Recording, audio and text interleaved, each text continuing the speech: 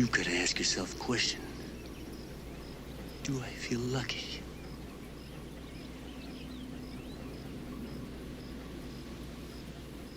Well, do you, punk?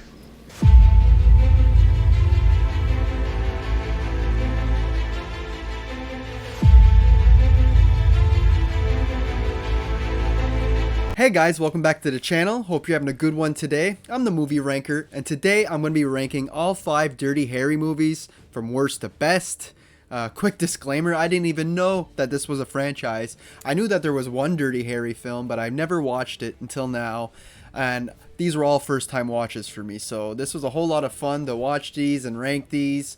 I wouldn't say there's any real bad movies here. They're all enjoyable. Clint Eastwood, he just sells this role of Harry Callahan being the dirtiest cop in San Francisco, and he's just so badass. He's pretty much our Stallone and Schwarzenegger of the 70s, and this was just a whole lot of fun going through these films. So without wasting any more time, let's rank them. So coming in the last place at number 5, we got The Enforcer, the third movie in the franchise.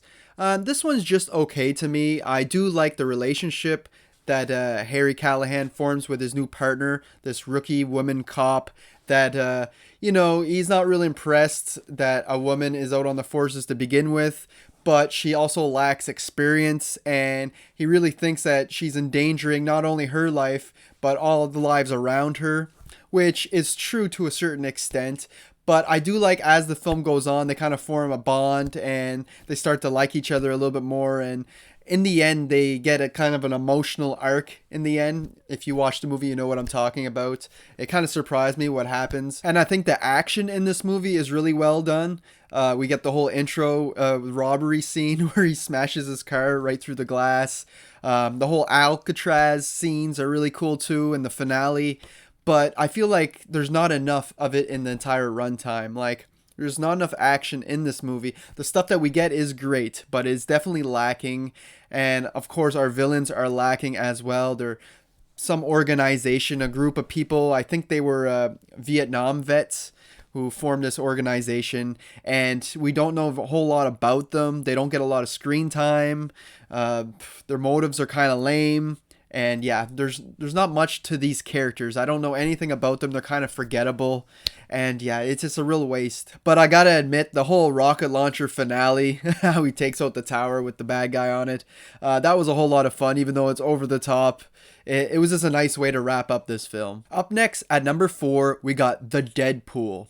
Real interesting enough, I guess, that this movie inspired the creator of Deadpool, the Marvel character, to name him that way, which was real interesting. I found that out in some trivia I was looking at. And yeah, this movie is another okay one.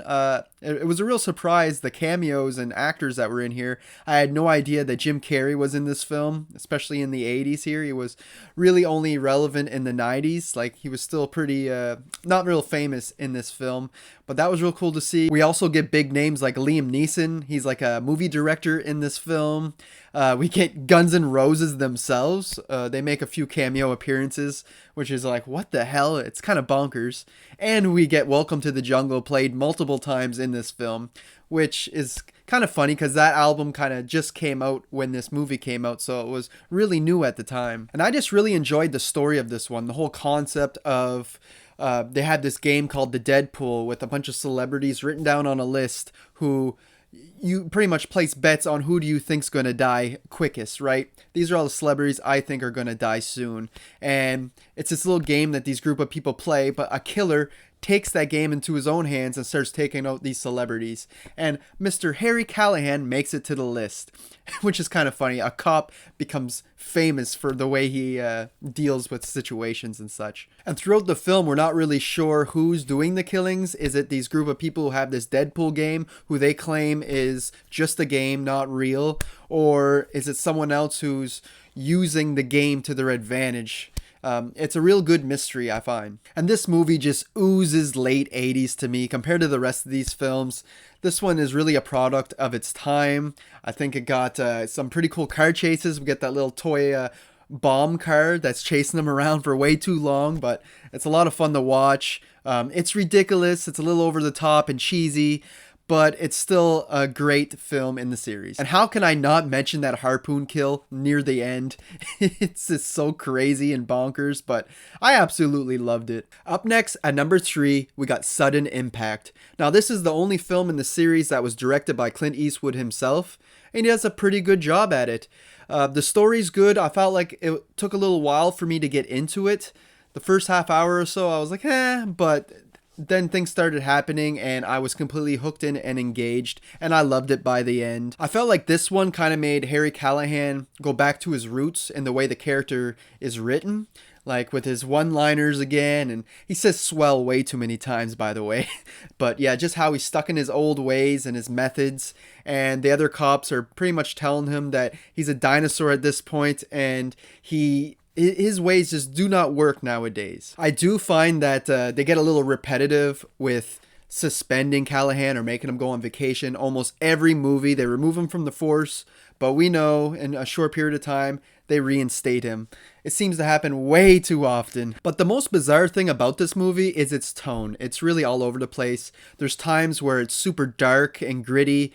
There's scenes involving rape, and it gets pretty dark. But then, on the other hand, there's some cheesy moments like scenes where dogs are farting and we get this ridiculous car chase.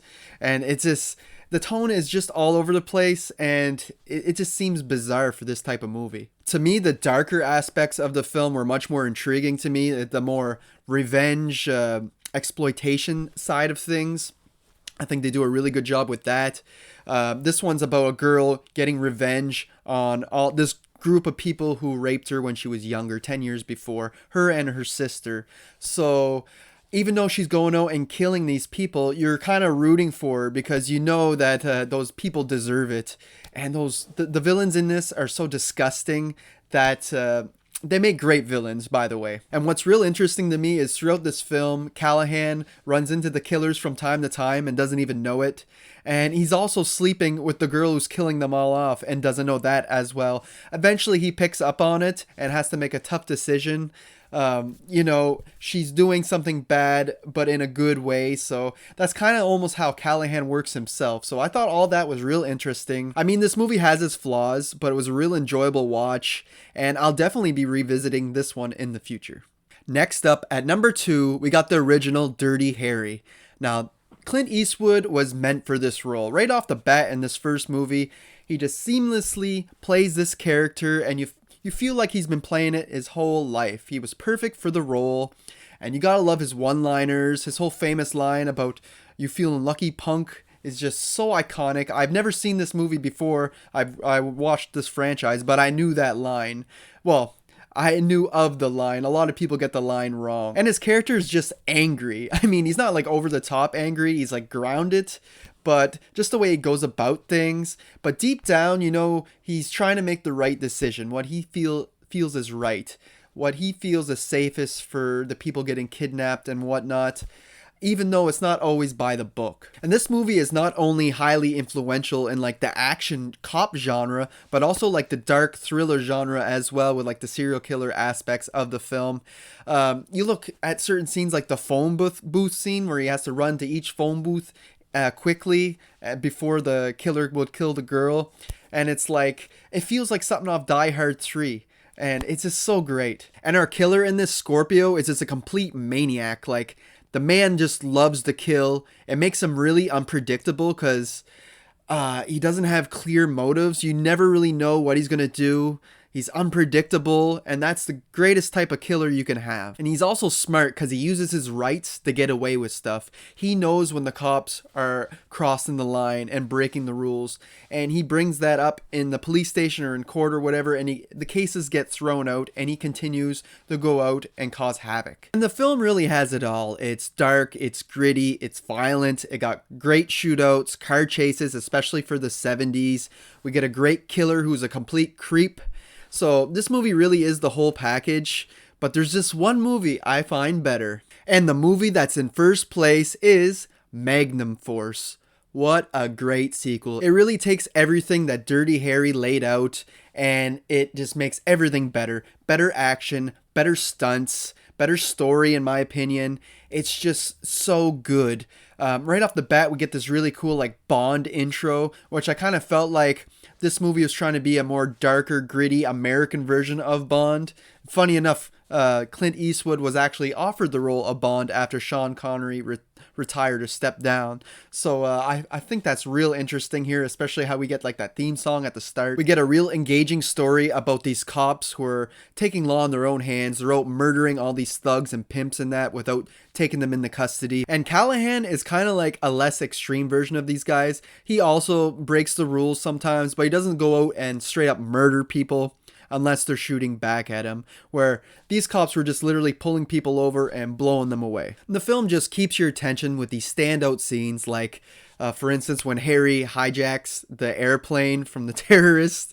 That's a whole lot of fun when he pretends to be a pilot, or like when they're having the whole like shooting range competition and the bad cops are in it as well, and they're a real good shot, and Callahan was the best before, so there's a whole lot of camaraderie there, and you're just anxious to see if anybody's going to figure out who these cops really are. And even though us as the viewer know who the bad cops are, it's real fun to watch Callahan get on the case, try to figure it out, and just wondering how is he going to put these guys away. And near the end of the film, there's a twist reveal with one of our good characters who was really bad the whole time.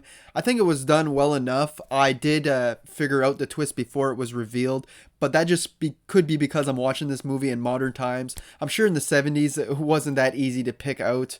We've gotten so many films with twists like these nowadays, but back then it must have been much more original, and I still think it's well made. So all in all, there's no bad movies in the bunch. I just think that this one is easily my favorite on my first time watches. Maybe over time going back through this franchise, my ranking will change, but as of now, Magnum Force is my number one. So there you have it, guys. There's my ranking of all 5 Dirty Harry movies. Hope you enjoyed it. Let me know in the comments, have you seen these movies? Because I don't think too many people know about them nowadays. Maybe they were real popular at the time, but maybe it's because the names are all different and they're not just called Dirty Harry 1, 2, 3. You know what I mean? Maybe that's why I never knew about this franchise, but it's definitely worth a watch and you should definitely check them out. And that's all I got for you guys today. I hope you enjoyed it, and thanks for watching.